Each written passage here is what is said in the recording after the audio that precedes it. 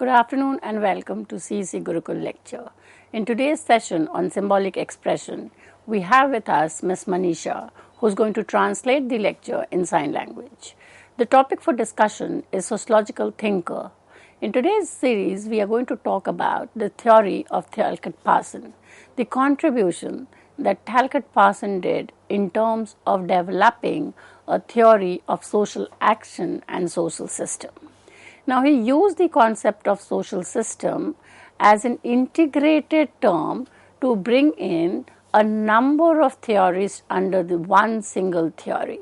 So, he was trying to make sure that his social system is a concept that would apply both to the primitive society as well as the complex modern industrial society. He basically developed the theory from the level of action, So, we need to first understand action system, where he talks about 4 types of action system. The first is behavioral organism. Then is behavioral or behavior implies that the access system is based on adaptation. The system functions to adjust to the transformation in the external world.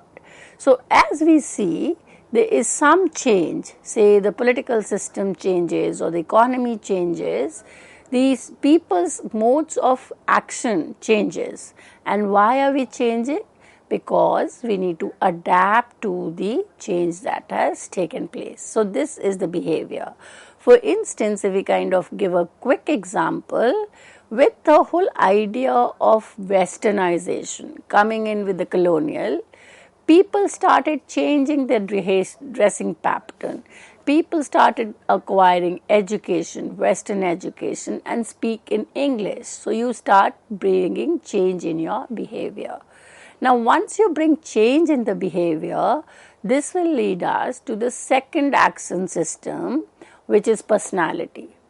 Now, personality will help us do what? It will help us to set a goal and achieve that goal. So, personality determines goal attainment by defining goals and mobilizing resources to attain them.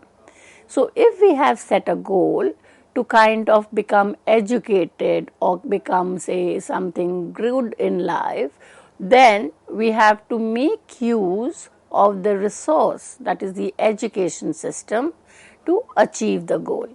The third is the social system itself, the system in the sense of different social institutions, and these have to be integrated. They have to kind of have a relation among themselves, and that will help the society to be functional. Finally, we talk about the cultural system. Now, the cultural system performs the latency functions. Latency is the motivation. Now, motivation comes from the values that we get from our society or the values that are taught to young ones by the elder members of the society.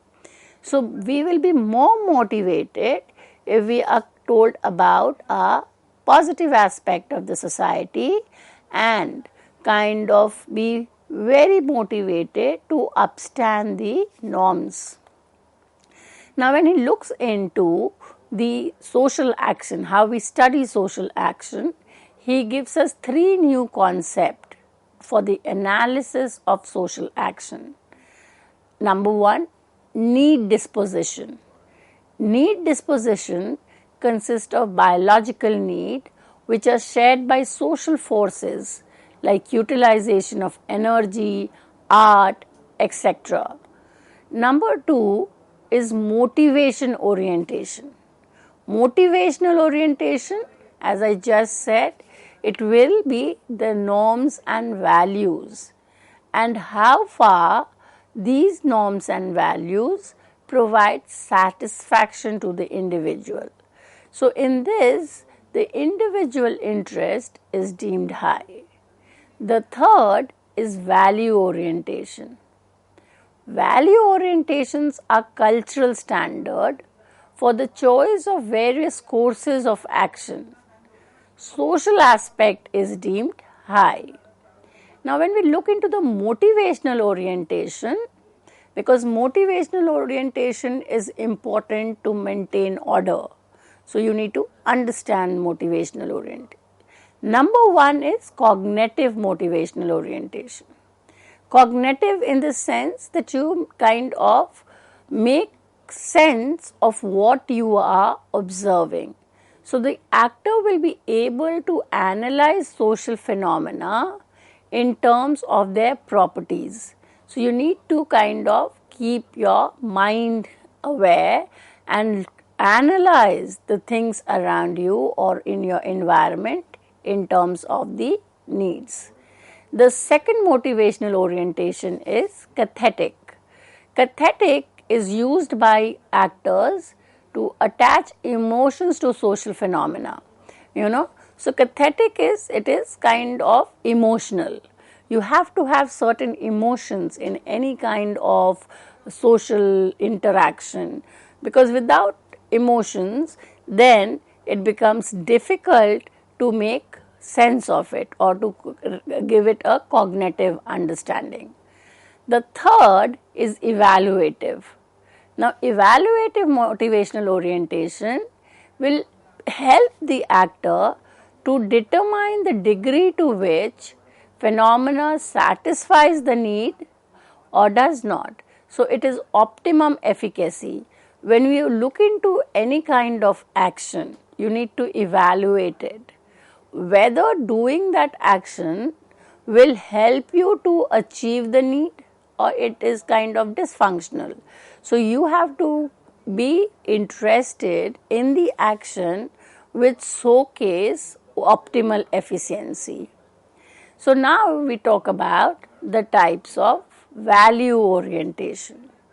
When he gives us the types of value orientation, he says cognitive are cultural standard used by actors to decide which social phenomena are useful and important. So, you are going to evaluate the social standard objectively. You are going to ensure that it is kind of knowledge, it is based on certain prescribed values, and the action is particular in terms of norms, legitimate norms. The second is appreciative value. Now, appreciative values are used by actors to decide the amount of emotions to be attached, So, evaluation has to be done in terms of aesthetic sense. Many a time becoming too much emotional kind of also becomes dysfunctional, because it will then not enable you to achieve your goal. The third value orientation is moral values. Now, the moral values are kind of helping to understand the rightness or wrongness, So, your need disposition has to be morally correct. Morally correct would be the right kind of behavior which is considered legitimate by the society. Now, when we look into the types of social action, Parsons gives us three types of motivational orientation and these types of value orientation. So, he is talking about instrumental, expressive and moral social action. Instrumental, as we see, the motivation would be cognitive and it would be oriented toward cognitive values. So, logical means to reach an end goal. It has to be, say, if in case you want to become a teacher, so the cognitive motivation would be to achieve your degree, to achieve the required skills and then kind of apply for a teaching job. So, that is instrumental.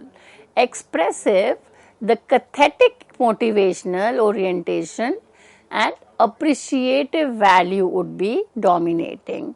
So, here the emotions are dominating. say kind of in a family relation, in a kind of the relation between the mother and the son, and especially if the son has kind of decided to join defense. So there would be an action which would be based on a lot of emotions, and moral action would be evaluative. It would be the evaluative motivation and moral value orientation. So the moral aspect is dominating in it. So when we talk about, say, marriage as an institution, then heterosexuality becomes normal because people start questioning about the morality of people who do not go as the prescribed norm or value of the society. So what is social system according to Parsons? Parsons says a social system consists of various individual actors interacting with each other in a situation which has at least a physical environment, actors who are motivated in terms of tendency to optimize or achieve the highest gratification, and whose relation to their situation include each other. It is defined and mediated by culturally structured symbols and beliefs. So if we break up this definition of social system, we see that what are the component first is actors, number 2 is a situation or a physical environment, number 3 is a motivation to achieve your goal, number 4 is a community where people are related to each other and it is mediated through cultural values and norms. So when we kind of look at social system, it has only one of the 3 aspects of structuring of a complete system of action, with the personality of the individual actor and the cultural system of which they are part comprising the other element. So the action system, as we already said, would be inclusive of social system, cultural system, behavioral system and personality system. So people in a social system, according to Parsons, have the following traits. It's about 2 or more people working together, and the other way work together is all about. So you cannot be in solitude, it cannot be individual oriented. So you have to have more than one individual in interaction with each other. Number 2, the interactions takes place in a situation that includes other people or changes. So you cannot kind of be in a place which is static, which has not changed. So the social system or the social order will make sense only when it has been subject to change. So when change takes place, either the order is disturbed or it maintains its equilibrium. So the third is it has a shared goal orientation, common values and a consensus on expectation in both normative and cognitive senses. Talcott Parsons was a functionalist. So he will talk about the functions of social system. And what are the social system? This, as already said, it could be family, economy, the politics, state as an institution, and they all have certain functions which is oriented towards maintenance, oriented towards equilibrium and maintaining order in society. So they also have a function of self-adjustive or self-maintaining quality. These adjustment process which maintain the social system internally through its boundary conditions are called functions. Simply stated, functions are processes of systems self-maintenance, the maintenance of equilibrium. There are certain functions without which social system cannot subsist. And this functional prerequisite has been referred as the AGIL pattern, or adaptation, goal attainment, integration and latency. So, adaptation, if we look into the example, the economic system, it helps us to kind of adapt to the changes.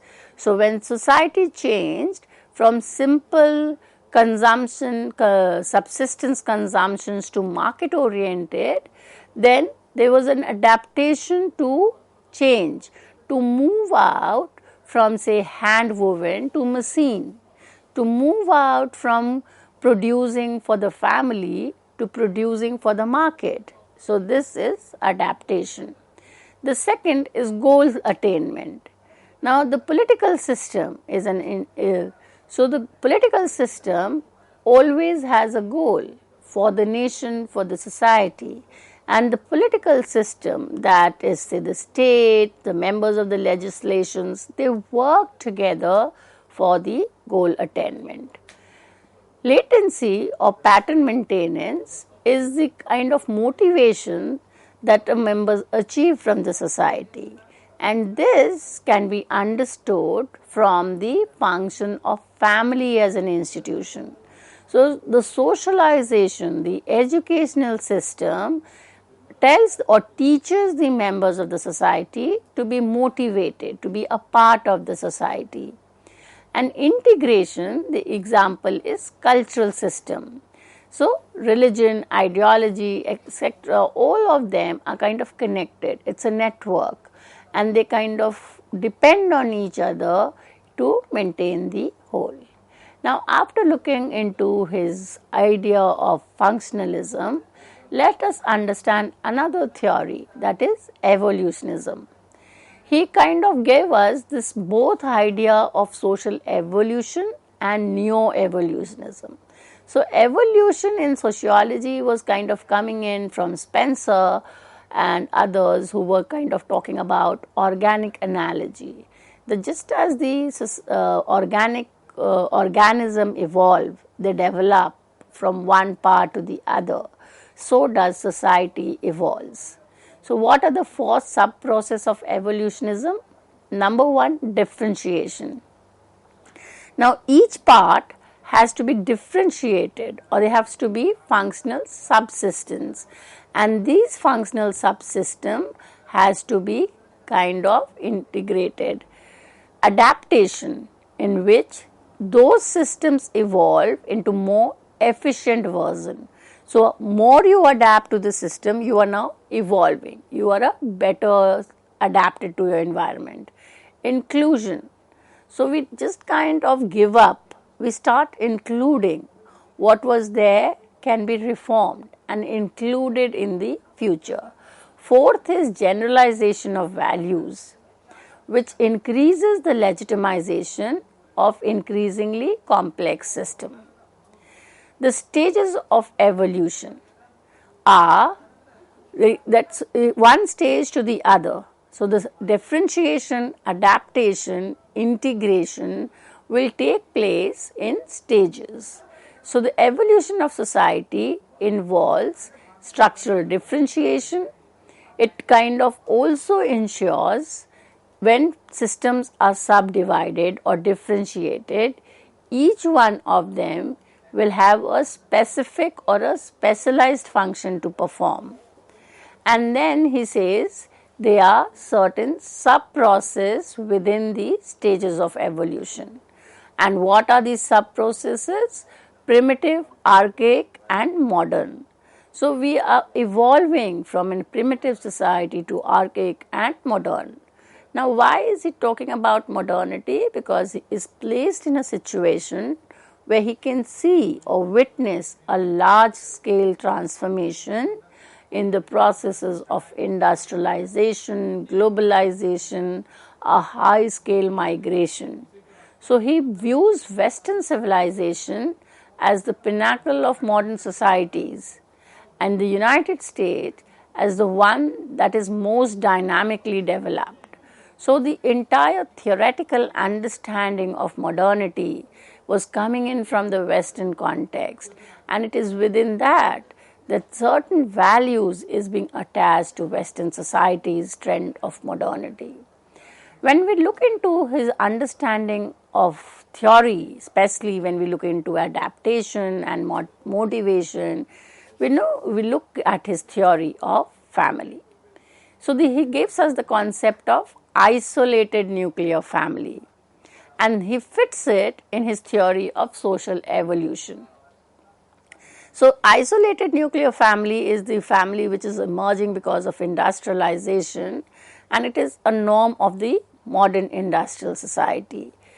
Parsons' theory of family discusses on the role of socialization, and he also talks about the instrumental and expressive failure, division of labor within the society, within the family, in terms of women performing more of expressive action and men performing more of instrumental functions. So when we look into his whole idea, he's talked about stratification, he's contributed to the understanding of modernity, he has kind of contributed holistically to make sense of the social reality around him. So his contribution is in terms of grand theorization is also to help us understand the classical thinker, and then to understand how relevant sociology is to make sense of society as we live, as we kind of be a part of it. For reference, we can read some of his own original work published in 1937, The Structure of Social Action. The second work published was in 1951 by Talcott Parsons, that is The Social System. The third work by Talcott Parsons and Edward Seale, published in 1951, Towards a General Theory of Action, published by Cambridge University Press. And then, in order to kind of have a commentary on his work, there are a lot of work, but some of the important work are Dillon Missell's Introduction to Sociological Theory, Theory's Concept and the Applicability to 21st Century, published in 2013, Wackford, L. and Stone's Key Sociological Thinker, published from New York. With this, I come to an end of today's lecture. Thank you.